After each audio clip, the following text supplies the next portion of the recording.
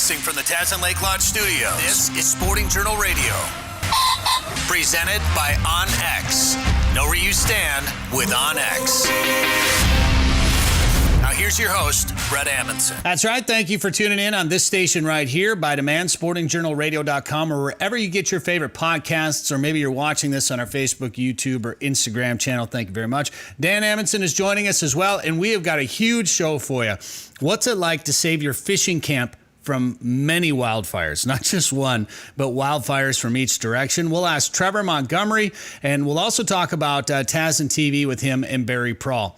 Garett Svir will join us in just 1 second to talk about these new little plastics that he's been trolling for crappies with and finding a lot of success. How's he doing it? What are they? We'll find out here in just a minute. Joe Henry will talk about a recent tournament on Lake of the Woods and how well some of those anglers did up there. Really well, just to give you a little heads up. And then there's a big youth outdoor activity day taking place in Alexandria. Dean Krebs will join us once again to tell us all about it and why you should go. It's free. This week's show is brought to you by OnX. Know where you stand with OnX. It's brought to you by Prairie Sportsman. Get your favorite shows from Prairie Sportsman at prairiesportsman.org, or you can find us on YouTube, Facebook, Instagram, etc. It's brought to you by Lake of the Woods Tourism. Plan a trip to Lake of the Woods at lakeofthewoodsmn.com. It's brought to you by Ottertail Lakes Country. Find out more and find your inner otter at ottertaillakescountry.com. And, of course, by our friends at Haybale Heights on Devil's Lake. Visit haybaleheights.com. 852 million acres of public land, 147 million private properties, all in the palm of your hand. The #1 hunting GPS app just got better. With hundreds of custom map layers, 3D and topographic maps, you can easily scout on the road or at home before you go. And now you can get important weather details, CWD detection, and even know what crops have been planted where. Get the most trusted hunting GPS app ever made. OnX. Know where you stand with OnX. All right, welcome back. I'm Bret Amundson. Thanks for tuning in on this station right here by downloading the podcast wherever you get your favorite podcasts, or by listening on demand at sportingjournalradio.com, or maybe you're watching this wherever you follow us on Facebook, Instagram, YouTube, etc. Dan Amundson is with us here too. Hey, Dan, how's it going? Oh, doing well. And Garett Svir from Slab Seeker Fishing is going to join us now on the show. Garett, how are you doing, man? Hey, doing good. Have you been, I know you were busy today. Were you out on the water this morning? Yeah, I was, for sure. It's been really windy out there, and so we're kind of battling the waves today like we have been for about a week. But the fishing's been great, aside from fighting some serious wind. How sunburnt are you getting out there? Fairly. I try to cover up. People always give me a hard time. I'll have like my sun hood on and long sleeves and long pants, UV stuff.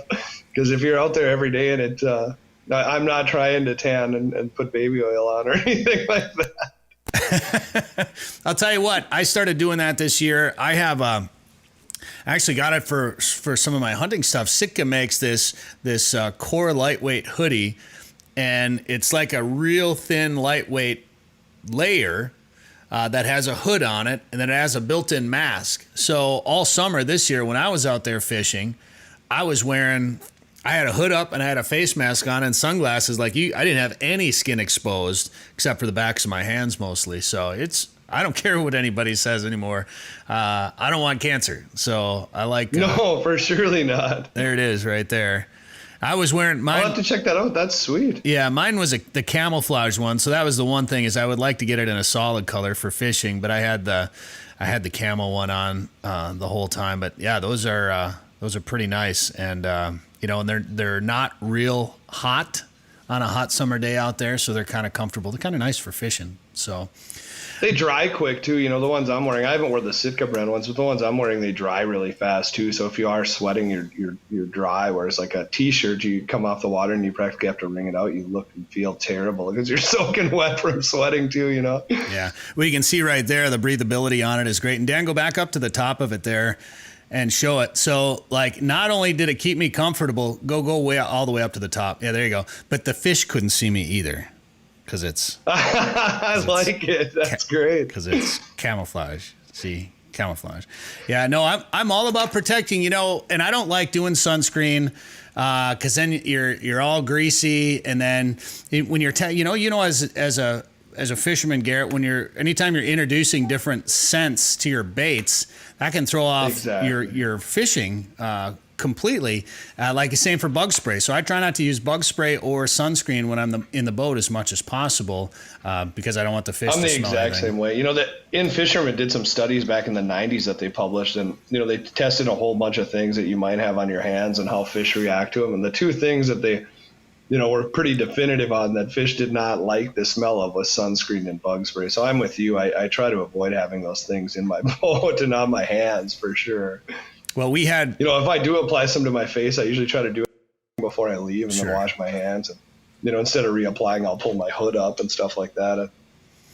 Well, I was fishing up in Saskatchewan with a buddy of mine. I'll tell this story real quick, Garett, with Trevor. And it was one of those nights where the big lake trout were just hungry. And there's a time of the year up there that you aim for where all the bait pods converge into this one area, and it's just underneath it is just giant arc. And we were rolling through there, and it was just one of those nights that you'll remember fishing. And the mosquitoes were getting so bad. It was dead calm, and it's just perfect out there, except all the mosquitoes came in when that wind died. And we were like, nope, not doing it. We didn't have the Thermacell with, and finally we put on bug spray, and our night was over. It ended just like that. Just shut it right down. Completely done. And so it's Thermacells, and it's, long sleeves, face coverings, whatever. No bug spray, no sunscreen for me. I'm with you 100%. So fishing's been good? Fishing has been good. I got a chance to I found these plastics online from Europe, and this one is the Tioga. These are from Lucky John, and they're just kind of bringing these things into the United States. And what it is it's a little micro swim bait. Like a lot of guys use Kitex and different swim baits, but they've never really had any little micro ones. So they're doing these little micro guys. You can see it's got a little tail on there. And, this is green pumpkin. And so I've been playing with some really cool baits from Europe.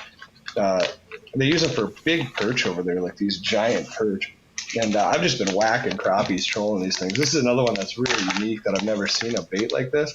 It's called the alien bug, and it's infused. They smell really strong. It's infused with a shrimp scent, so it smells like a shrimp dinner on the grill. So what it but all like? These little legs, you troll this, and it gets all these little legs get kicking and vibrating in the water. And so it throws off a ton of vibration. And I think it's something these crappies can feel in their lateral line. And so I've been having some pretty incredible success with some of these it's been kind of fun playing with these new baits from Europe that the fish haven't seen and I haven't seen. So now what kind of jig are you putting those on? And then are you just vertically jigging them? Are you pitching them? What are you doing with them? We've been trolling just to cover water and cover ground. And so I've been trolling them at, 1.1 to 1.3 miles per hour. As far as jig heads, I kind of switch up between like a standard ball head jig and those Roadrunner jigs with a little flicker blade underneath. Sometimes the blade is kind of an advantage too. It seems like crappies like, some flash, and so that little blade on those horsehead Roadrunner style jigs is pretty good some days too. But kind of depends on the mood of the fish. I had some customers out the other day, and they were surprised at how much color made a difference. We made just a little color change, and one guy started hooking all kinds of fish, and he got up about 10 crappies on his buddy. And then I was like, real quick. And I was like, we got to get him in that same color. And, we ended up, putting together some pretty big numbers exactly. We ended up putting together some pretty big numbers once we got everybody dialed into the same color. But that's a great bait for trolling crappies that you have up right there. That's been my go-to the last couple of weeks. That's a Roadrunner. What was the color? What was the color that the one guy had on that everybody switched to? I was using bright stuff in the morning, and we finally went to this one, and it's called Wakasagi, and it's kind of like a coffee color. It's a twister tail. And it was a real dark color. And, we had been using bright. And the day before, the bright worked fine. But, we switched to this little bit darker color. And really, so definitely play around with that, too. And they were all surprised. They're like, crappies care that much about color to the next. And some days they really do. We didn't move spots at all. We just came back through with the right color. We put all kinds of fish on. So that can be pretty important. It's not my first, typically the first thing I look at is my speed. The second thing I look at is, are the fish still there in the area that we've been, fishing? And then I guess, color is kind of a consideration that's farther down the list, but we really noticed the importance of it the other day. So definitely keep that in mind. So no monkey's milk, or what was the other one? That hasn't been good lately. Yeah. Bobby Garland does one that's like a translucent, kind of a milky white, but you can see through it. And that one's called monkey milk. That's been really good. And Bloody Minnow is always a go-to from Bobby Garland from me too. That's a green bottom and red top. And it's also translucent, something that they can see light through. It seems like the translucent colors for me far outproduce things that you can't see light through. And you're mostly just covering water. It's primarily trolling right now? Yeah, the fish haven't really grouped up yet. We'll start to see that, with crappies. Most people are calling me to catch crappies. And we'll start to see the fish group up a little more here once you hit about mid-September, the second week of September. You'll start to see those fish really congregate. And what they're going to do is they're going to, starting probably the beginning of September, they're going to start pushing out towards those deep holes, and they're going to suspend out there. The majority of the fish are. We're going to see a lot of these weed fish get out of the weeds. And then they'll be, kind of grouped together tighter. But we're finding more like loose schools right now is what makes trolling so effective, is we can hit these loose schools of fish that, I'm assuming are maybe 10, 15 fish, and you can pick off some of them. And as you're trolling, if everybody in the boat hooks up, usually I'll stop and hit spot lock and we'll fan cast it, and we can catch a few more. But it's not like we can spot lock and fan cast it for an hour. It's more like we'll spend another 10 minutes right there and pick off what remaining ones we can get, and then we got to go find another one of those loose, smaller schools of fish. But once you get into fall, you'll see them start to group up tighter, and then the game will change a little bit. Instead of trolling, we'll vertical jig those fish. Your electronics will play a lot bigger role. You'll want to get right over the top of them. And with the pan optics that's out there right now, it's not even fair. Side imaging was always kind of my friend before, where you'd cruise out there, see them on the side imaging, drag your cursor over, mark the spot where you're seeing the fish suspended on the side imaging, and then go back and get on top of them. The trick with the side imaging is that those fall crappies are easily disturbed, it seems like. So you'd pick off a few of those fish, boom, boom, and then that school would move. They'd scatter and sometimes break off into a couple even different schools of fish. And you just find yourself wondering which way they went. And you could always reconnect, but it was a time waster. So you'd have customers that would get a few fish, real quick. This school would scatter, and then you'd waste time kind of getting back on them. Or now with the pan optics, I've got that mounted on the front of my boat. I can slowly turn that pan optics handle and say, oh, they went 30 feet that way. We can jet over there, kind of hone in on it as I'm driving with the trolling motor, spot lock right on top of them again, and there's almost no wasted time. We're right back on top of those fish. So that's made me, not that we didn't catch them before, but just more efficient in hunting them, and keeping people on better numbers of fish throughout the day. How late of the season do you guide? Through September, and then in October I actually kind of switch gears and I do steelhead. And I'm missing out on some phenomenal fall crappie fishing in October, and even the first couple weeks in November. It's really good. But it's steelhead. Let's be honest. But it's steelhead time, exactly. And that's something I just really love and I'm passionate about, and that's probably about my favorite thing in life. So I October 1st, I kind of shift all my focus to that, and in the fall, I guide the Brule River in Wisconsin, and then in the spring, I do the North Shore, where I grew up in Two Harbors. Well, if people want to do some steelhead fishing with you, or if they want to try to get on some crappie trips with you, what should they do, Garett? Yeah, I have a website. It's slabseekerfishing.com, or I have a Facebook page, too. It's if you go to Facebook and just type in Slab Seeker Fishing, you'll see on the Facebook page, you can kind of look back and see some photos from some other trips. I actually do have some fall steelhead availability, surprisingly. Normally, I had been kind of, with COVID, we weren't able to guide a spring season, and then I rolled all those trips over. So I had been booked solid, but this fall is the first time I have open availability for fall steelhead where I can personally take you out. I've got my nephew doing some trips for me as well, but both Mac and I have time on our schedule, so you could get on either of our schedules for fall steelhead in October this year. Slabseekerfishing.com. Garett Svir, thanks for the time today on the show. Hey, thanks for having me on, guys. Have a good day. You see this? This is Otter Tail County in rural Minnesota. Beautiful, right? 2,200 square miles of country land, rich with rolling farmland and more than 1,000 sparkling lakes. It's where I grew up. I loved it all. Or I thought I did. At least what I knew about it. Hey, my name's Corey Heppola. I'm a radio host, husband, father, and I was born and raised in Otter Tail County, Minnesota. Now, growing up, I was in such a hurry to leave that I never really got to know my home. What did I miss? What changed? I was going to find out. All right, now it's time to talk to Joe Henry from Lake of the Woods Tourism about that big walleye factory in northern Minnesota. Joe, how you doing? Doing good. How's it going, Bret? I'm doing well. Sounds like anglers have been getting up to the Northwest Angle and finding quite a bit of fish up there. And then there was another tournament up there recently, wasn't there? So you know what? First off, we had the Warrior Boats tournament up there. It's the David A. Anderson Memorial Shootout. It was 133 Warrior Boats went out and competed in a catch, record, release walleye tournament. And you know, my goodness, if these are some good anglers, and you know the winning team was actually a couple, and they went out and caught 5 walleyes for more than 42 pounds. That's over an 8-pound average per walleye.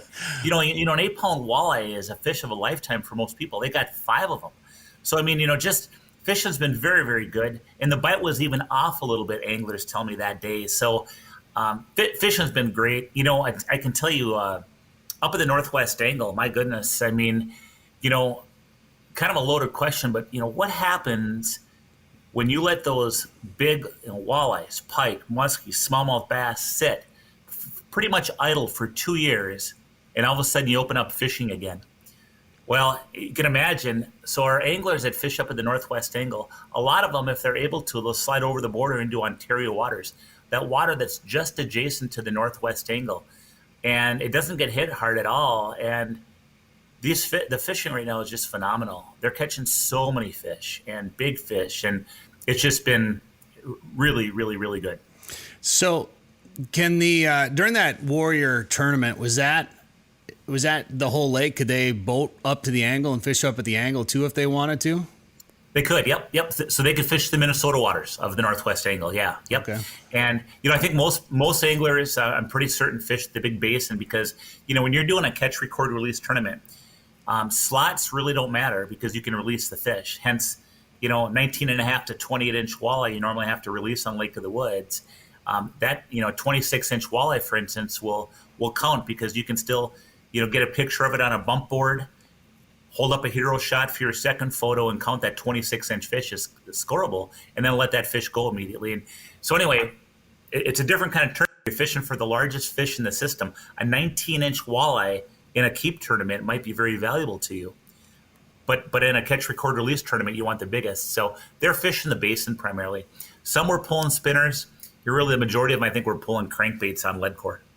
That does change things a little bit. When you think about a lot of those tournaments, your fish have to fall within the legal keep limits, you know, your slot limits or whatever the case may be per lake. But when you have different rules like that, that kind of changes the game a little bit. It totally changes the tournament, big time. And I fished a lot of walleye tournaments, and I can tell you that, you know, when you're fishing for those fish that have to be within a certain length limit, you know, you might be fishing near shore structure. You might be fishing weeds. You might be fishing lots of different things just to catch your fish that are that right size walleye that you can actually keep. You know, when you're fishing the biggest fish of the system, you know, a lot of the fish on Lake of the Woods, the bigger walleyes, many of them are going to be offshore. And I'll tell you why. It's because on Lake of the Woods, when a walleye becomes 25 inches, a good part of its diet can start shifting over to tulibies, which are almost like a cheeseburger for a walleye. And tulibies primarily live offshore. So consequently, a lot of the big walleyes you catch are going to be offshore out in that big basin. And not that big walleyes don't eat other things, they do, but tulibi is certainly our focus for them. That's one of the reasons that a lot of the bigger fish are caught out in that no man's land, out in that big basin. And so that's where most of the fishing happened for a catch, record, release tournament.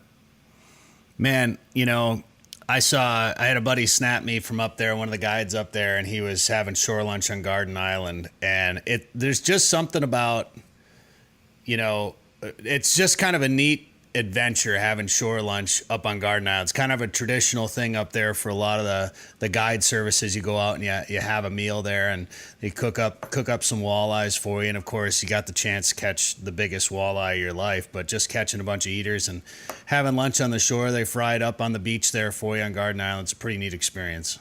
Well, that's, Garden Island for the charter boats. They also do Zippo Bay Resort. Some charters will go back to their own resorts and do a shore lunch if they're fishing close. Otherwise, for the guides up at the Northwest Angle, it's very traditional to stop on an island in Canada and do a shore lunch. And it's also a really neat experience. Part of that shore lunch is taking a break for the day.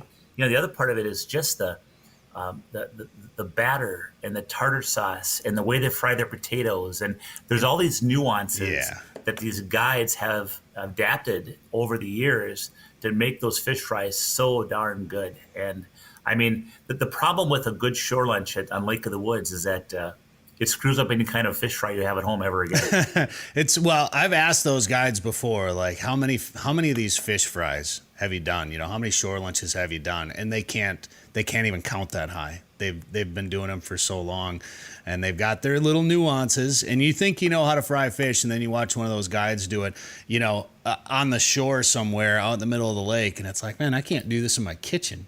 Well, yeah, I mean, it's all the nuances these guys do. I mean, they one of the guides taught me something. He said, this is how we control the temperature of a walleye. And he's frying walleyes in a cast iron pan. And when the temperature gets too hot, he always has room to add a cold fillet to bring the temperature of that oil down. But so there's a lot of nuances that they do that really make those fish fries good. I'll tell you that one of the problems about a good fish fry, a good shore lunch that they do is it screws up a fish fry you have at home ever again because they're so good. Yeah, absolutely. And Joe, for those guys going up to the Angle, they can fish in Canadian waters again now, correct? Yeah, it's game on, absolutely. So just like before the border closure, you stay at a Northwest Angle resort, and then you can fish on Ontario waters. In fact, you don't have to call and check in at all. You don't have to call into CBSA and check in, as long as you're not touching land or touching a dock or doing a shore lunch or anything like that. So if you're just going to be fishing on the water, not touching land, you can go into Ontario waters, fish as long as you want, and then come back into U.S. waters and not have to check in at all. So it makes it really nice. Now, if you were going to do a shore lunch, then you'd have to call in to the 888 CAN Pass number and check in. And, of course, when you check in, now you got to make sure that you have your vaccination card, your COVID test that's less than 72 hours old, that sort of thing. And, of course, you would have had to have had the Arrive CAN app uploaded to your smartphone. And just for listeners too, that's what it takes to get into Canada now. Like if you're going to drive to the Northwest Angle instead of boat up or take a float plane, to get that 40 miles through Canada and then enter back into the Angle, you need to have the Arrive CAN app with your vaccination card uploaded, as well as a PCR COVID test that's less than 72 hours old.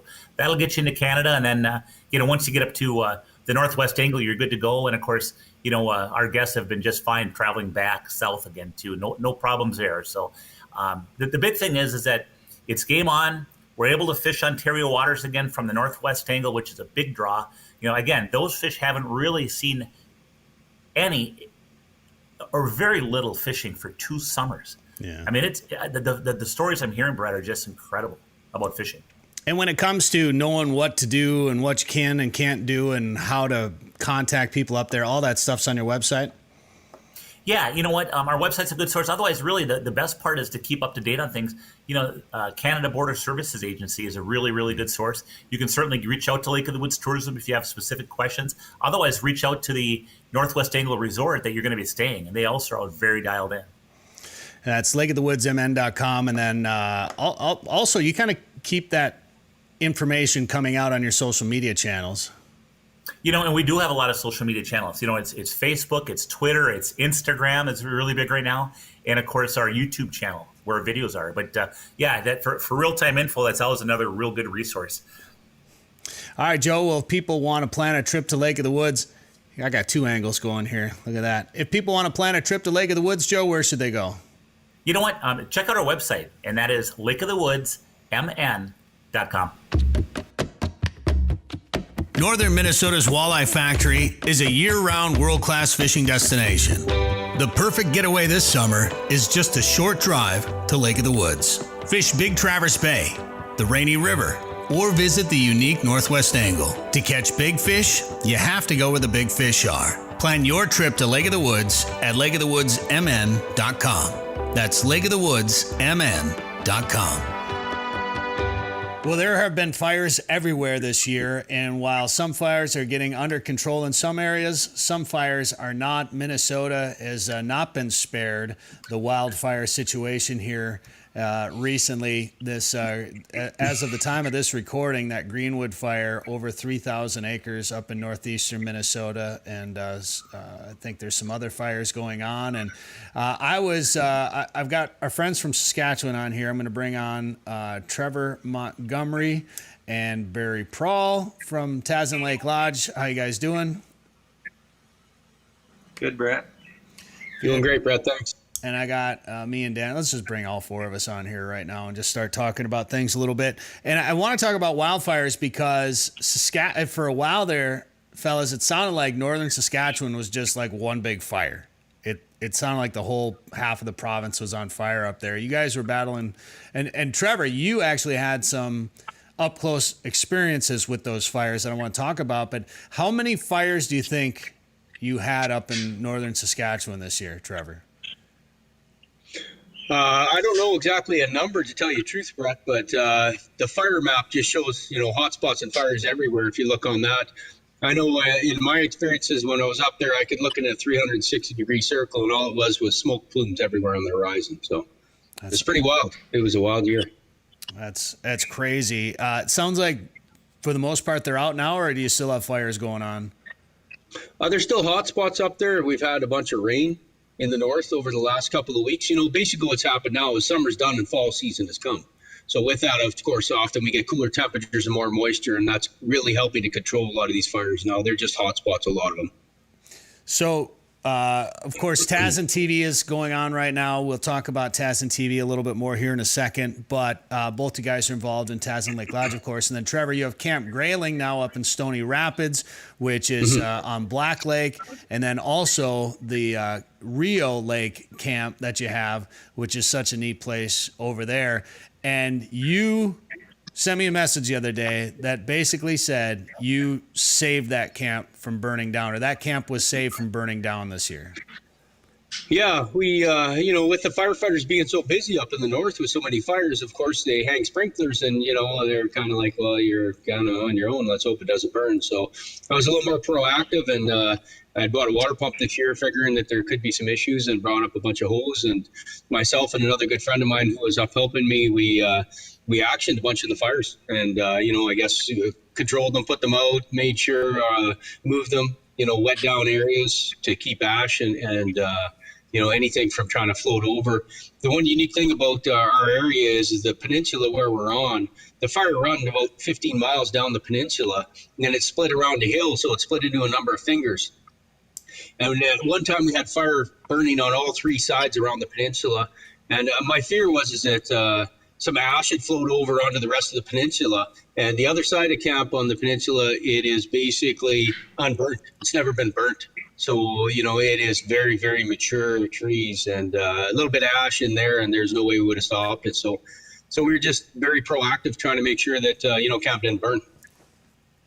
That's crazy. So you had a water pump, and then you guys were just in the boat, just going up and down the shoreline fighting these fires, or explain what you were doing exactly. Sure, yeah. Anything we could reach from shore, we'd pound the water to.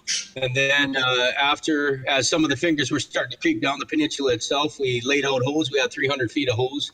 And we laid out hose and actioned off hot spots and knocked down whatever we could for fire out of the trees and that. And it was effective, because I firmly believe that if we weren't there and didn't do that, camp would have burned. There's no doubt about it in my mind. Man, I'm going to try to, if I can here real quick, I'm going to try to pull up, I'll come back to it, but I'm going to try to find I've got some pictures of the peninsula so we can kind of show people what you're talking about, how to fire. Because that had a fire actually came down that peninsula not that long ago, right? Well, that was 10 years ago that fire came down the peninsula. And but it burned fairly hot, but there was a lot of there was still a lot of fuel left over, especially is what Sask Environment told me. So because all that fuel was able to creep, and then there was strips that had never burnt of green bush. So those were the main parts that were burning. When it got into the slash, it was just creeping, but in the main parts, it was throwing ash all over. And, my fear always was when we were out there is that the west wind, and we started getting the west wind gusting to 50 and, humidity in the teens or next to zero. And, it was throwing ash everywhere in explosive burning conditions. So, part of my background as resource management is I do have quite a bit of training in that. So as we sit here on that hill and look at that picture, that's all burnt. Unreal.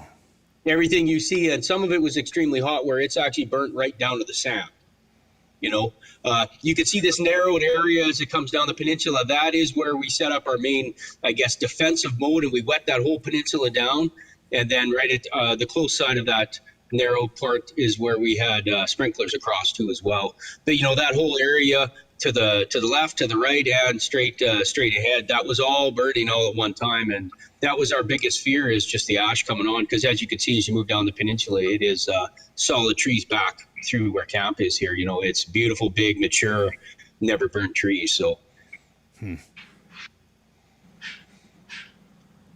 Gosh, I just can't imagine just having to be there. So explain how that works. Like the government will actually come in and put some sprinklers up for you. Yes, our Forest Fire Management Center, or Public Safety Agency now they call them, they do go for protection.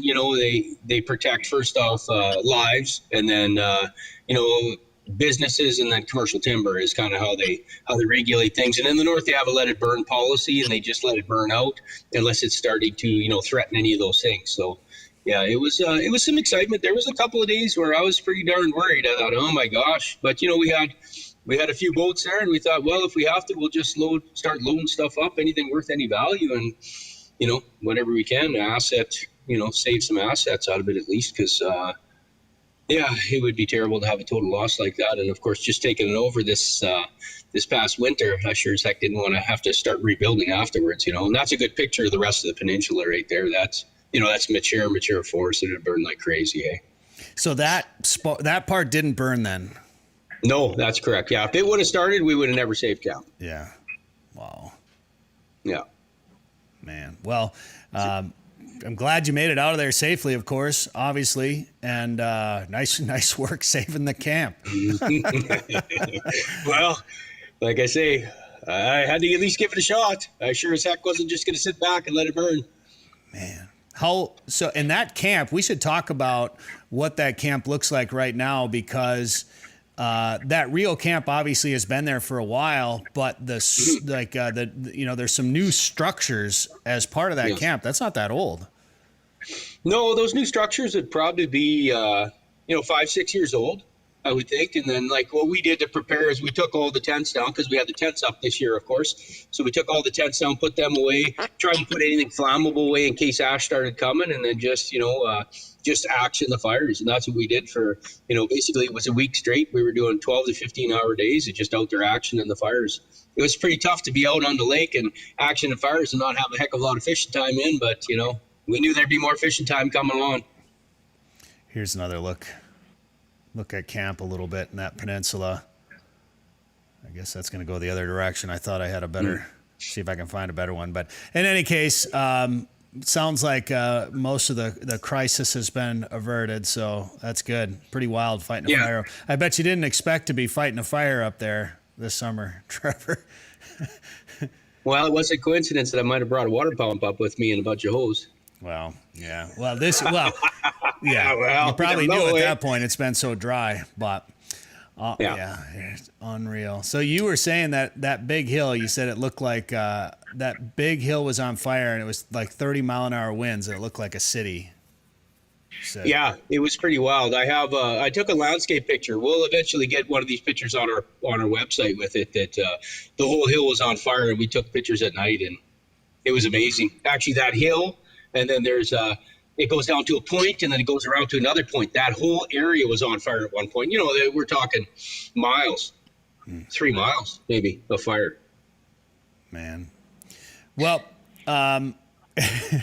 Mother Nature hasn't been very nice to us this year. I feel like hot, dry fire season in the summer. And if you watched Tazin TV, we'll bring Barry on there, or half a Barry anyway. Well, maybe we'll bring Dan in here too, so we can be, there we go. Yeah, that's better. We've gone through the first 2 episodes of Tazin TV, the new season of Tazin TV, and for those of you that got to watch it, when we arrived at camp on day 1, the camp didn't look like you expected it to look like, did it, guys? And Barry, you can answer this one. A lot of trees down everywhere. Yeah. Yeah, a lot of trees down everywhere. The water was really high. Yeah, it was messy looking. So what you guys figure, Trevor? You figure it was like a heavy, wet snow? Yeah, I think so. Like a heavy, wet snow, and then basically some big wind or whatnot. It's kind of part of the deal, though. We've been pretty lucky. It's been It's time for another season, ladies and gentlemen. Sorry about that. Out of all the years, that's okay. Out of all the years we've been involved with Taz, and I've never seen that.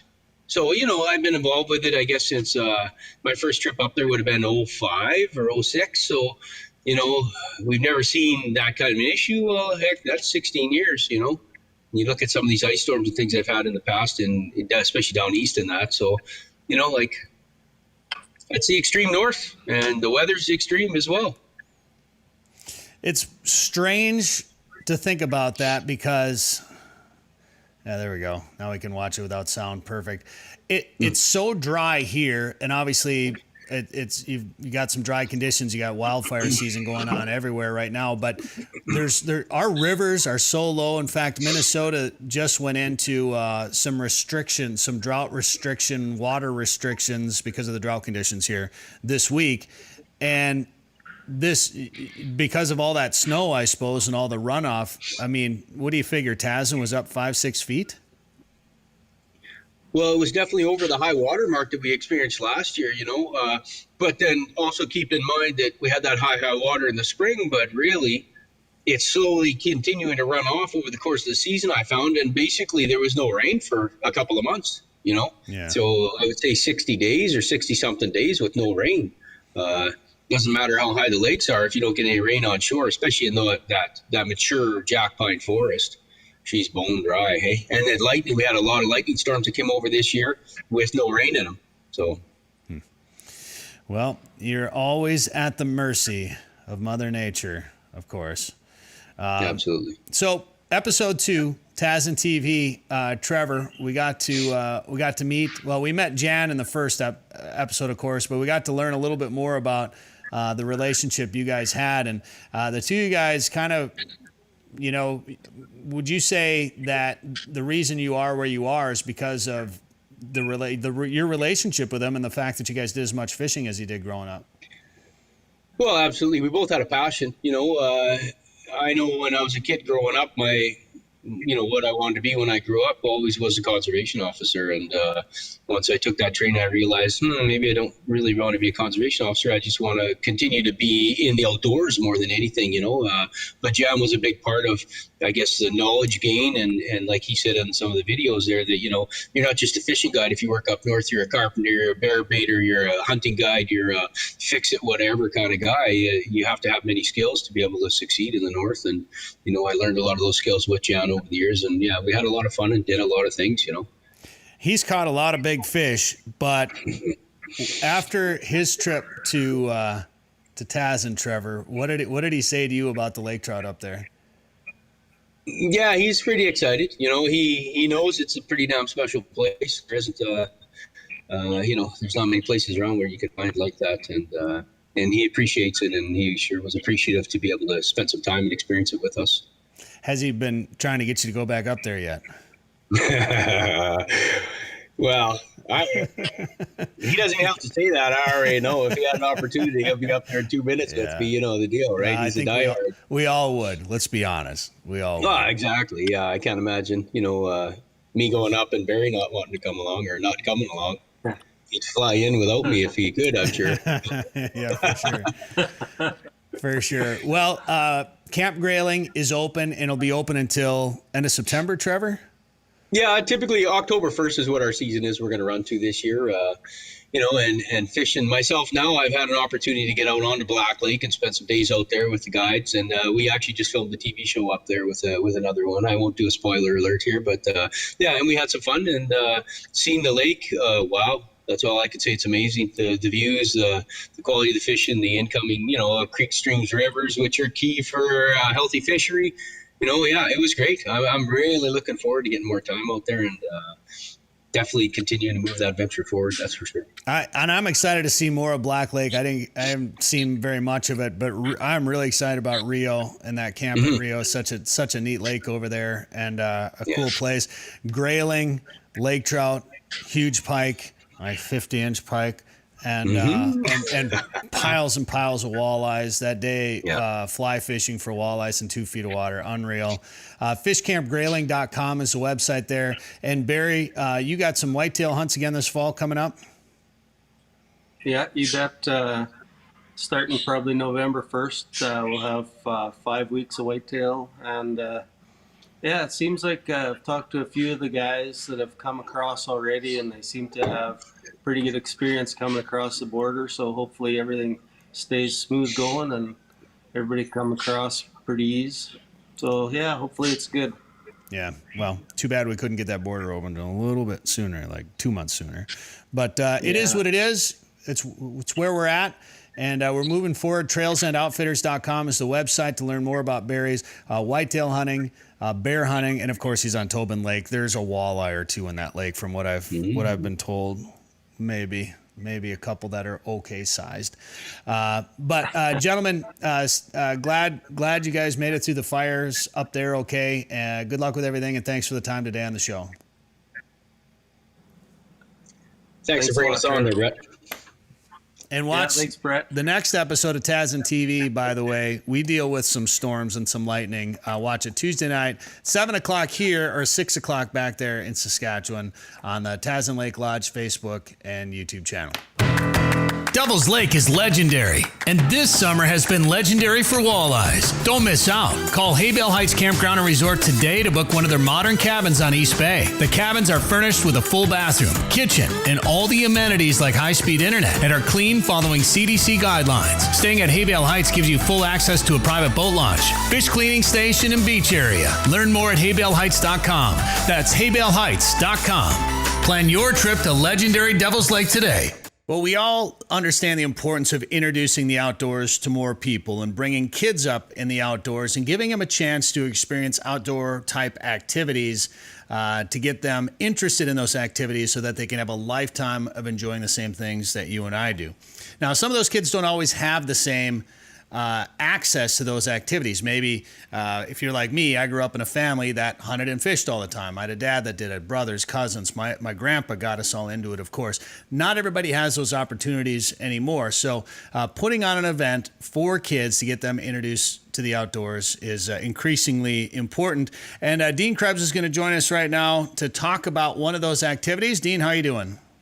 Very good. Very good. Thanks for coming back on. I think we have you on just about every year to talk about this event that you're doing in Alexandria. It's the Youth Outdoor Activity Day. When is it going to be this year, Dean? It's going to be Sunday, August 29th. So coming up here in a week and a half out at the Alexandria Shooting Park. What a perfect place to have it out there. And if I remember correctly, that first year that you guys did it, you had a great turnout. And then the next year, it kind of blew you away. Yeah, well, it kind of blew us away both years, actually. So the first year we have a youth outdoor activity day. You know, what are you hoping for? 50, 100, 150 kids? We had 542.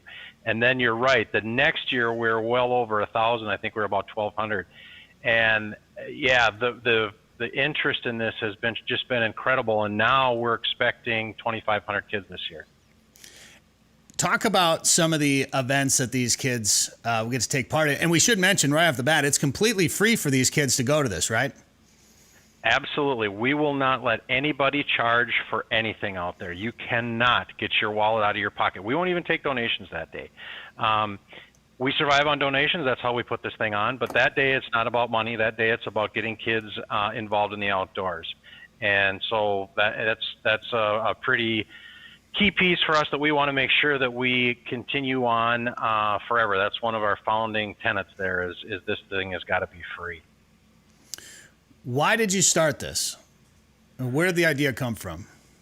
So the idea actually came from, like you, I grew up in a family that hunts and fishes and does all kinds of things like that. And my boys, I got twin 13-year-old boys. And one day one of my boys came into my house and the TV was on. And they had to go to the bathroom really bad. He was probably, it was 7 years ago, so about 6 years old. And the TV was like a magnet. I mean, it was just, he had to go to the bathroom so bad, but all of a sudden it was just like a magnet like this, and it pulled him over there, and he sat down on the couch, and I'm like, wow, if that happens to my kids, how about these kids that do not get an opportunity to take part in some of these activities? We got to do something about that. And so we brought this idea to I'm involved with two conservation organizations, Douglas County Pheasants Forever and Viking Sportsmen, and brought it to the two clubs and says, let's put this on. And it has blown up now, to answer your previous question, 43 different activities for kids to do. And they vary from things like trap shooting, rock climbing. We have a nature trail. We have a casting area for both regular and fly fishing. We have got ATV rides, and just a multitude. Everything you could possibly do in the outdoors in Minnesota, we basically have it. And then, yes, look at there. We've got free lunch. So every kid who comes there, and parents and everybody else, gets free lunch and free ice cream. And every kid, we give them a free T-shirt. And, going around the community, it is unbelievable how many times I see these T-shirts knowing that those kids have got to go out and handle a frog or handle a turtle or go on an ATV ride for the first time or whatever it is. They're actively participating. That's one of my favorite clips here. Watch, it's going to hit him in the face. That's great. But they're able to do these things, and even kids that have, are outdoor-related kids, they're finding some stuff that they don't get a chance to do. I mean, rock climbing is not probably a big thing in our area, right? But we have a rock climbing wall out there, so kids can go try that out, and just a lot of varied interests. What do you think is the favorite event at your event? Favorite activity? Well, we give away a lot of prizes. So there's the bird houses. We have the kids make bird feeders or bird houses. This year it's bird feeders. We give away a lot of fishing poles and BB guns and bows and arrows. So I would have to say that the fishing rod, where you go out and learn to cast a fishing pole, and then we give away about 1,000 fishing poles. Wow. That is probably one of the ones that people just love. I mean, there's a big line there because people just love that one. I like how you've actually got a bow fishing rig set up there as well, and people can practice shooting a bow out into a little tank with I don't know, those weren't real fish in there, it didn't look like, but people can practice bow fishing there. It's pretty neat. How many years has this been going on now, Dean? This is our 7th year. What have you seen as far as the effects in 7 years of doing this now? Are you seeing repeat kids, or are you seeing kids that are now out there hunting and fishing and are doing it because of this, of attending this event when they were younger? What a great question. It leads me into one of the things I wanted to say, and that is we did a survey this year. 87% of the kids said that they went fishing because of this event. 70% of the kids said they went hunting because of this event. 63% said that they went camping because of this event. Cool. And we are seeing kids now that took part in this and are coming back to volunteer because it made such a difference in their life. Oh, outdoor cooking even. How perfect is that? Yeah. I mean, that's something I feel like that is such a becoming such a big part of the outdoors for people. I mean, obviously for some, it's always been there. I mean, anytime you go camping, obviously you got to cook over a campfire majority of the time, or some sort of propane stove or whatever. But food is becoming such an important part of outdoor activities. That's pretty neat that you teach people how to cook over a fire there. Yep, exactly. That outdoor cooking that one's also a popular one. Both the Boy Scouts and Girl Scouts have done that over the years. I think this year the Girl Scouts are doing it. Here's an interesting one: is how to build a fire, and this one demonstrates the need for this. So you can see that these kids are learning how to baton a piece of wood and get little chunks there in order to start the fire. But the people who run this event have said many times that it is appalling how many parents go up and they grab a big log and put a match on it, and they're trying to light a log on fire. They have no clue how to start a fire. A skill set, teaching skills like that, how to build a fire. I mean, that's a pretty essential one in wilderness survival. And not everybody was, in the Boy Scouts or is taking a wilderness survival class. Just teaching some of those basic skills is pretty important, especially for kids. Yeah, and it's trying to remove a hurdle. People are like, geez, I don't know how to do this, I don't know how to do that. But if you can give them some experience in how to do that, they feel a little bit more comfortable going out into the out of doors and go camping and that type of stuff. But if they've never done it and they're facing all these new challenges and with skills they don't have, it can be intimidating. So what we're trying to do is really remove those hurdles, get them introduced. If you look at the recruitment, retention, reactivation model, the introduction is a big piece of that. Is getting people interested in this and then they can move on. And we've got some other programs that we're working on as well to further that, so that they can take part in things after our event as well. This is at the Alexandria Shooting Park. It's been there every year, right? Yep. That's a great place to have that. And then you obviously have some people that help you put this on. And then you also have some sponsorships that are available? Yeah, so we have a committee of people that put this on. They're a dedicated group that has worked really hard on doing this and getting it all lined up. And we strive to be as professional as we can and make it really easy for people to do things. But as we alluded to earlier, we survive on donations, and the local business community, the statewide business community, and even national sponsors have really stepped up to make this happen and introduce these kids to things that they don't normally get to do. And tell us again when this is going to take place, what the hours are, et cetera. Sunday, August 29th, Alex Shooting Park. There'll be signs up, but you can just Google Alex Shooting Park. It'll pop up. It's real easy to find. And then the hours are 10 to 4. 10 to 4. You can come and go as you please. There's nothing that is strict that you got to be at anything at any point in time. So, come and hang out and do it for a while and leave when you need to, or come when you need to. It's wide open. And who can be a part of this? Anybody can be a part of this. And one thing I do ask, if you're going to come and you're going to bring your son or daughter or your grandchild or something like that, find a couple friends. This is free. It doesn't cost you anything. Load up that car with kids and bring them all there, and they're going to have a ball. All right. Sunday, August 29th, youthoutdooractivityday.org is the website. Dean Krebs, good luck with the event this year, and thanks for the time today on the show. Oh, thank you so much for having us and getting this word out. We really want to pull some kids in.